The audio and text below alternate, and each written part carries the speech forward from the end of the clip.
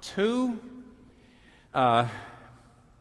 important biblical concepts: justification by faith alone, justification, and justice. Here's the doctrine of justification by faith. Other religions, all other religions say, live as you ought, and God will accept and bless you. But Christianity says, the gospel says, no. Accept God's acceptance and blessing. Receive his acceptance and blessing as a gift through what Jesus Christ has done on the cross, and then, and only then, will you live as you ought. I wrote a whole book on it.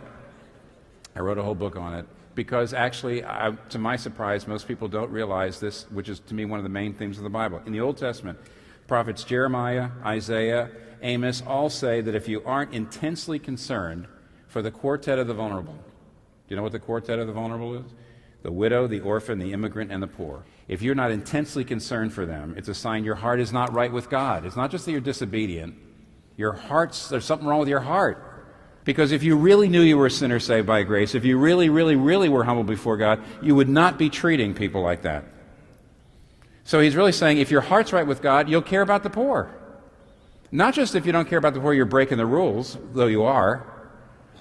Faith by itself, if it does not have works, is dead. Then he says in verse 16, listen, so if you have faith but look at others without adequate resources and do nothing about their physical needs, what good is that? Faith, if it is not accompanied by action, is dead.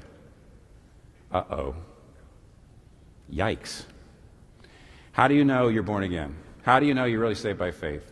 How do you know you really have accepted Jesus' salvation and you're no longer trying to save yourself through your good works? How do you know you've really been born again? You care about the poor. When you see people without resources, your heart goes out to them. If it doesn't, maybe you're saved, but actually you're lacking the evidence of salvation.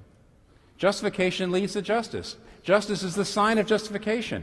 It's like all through the Bible.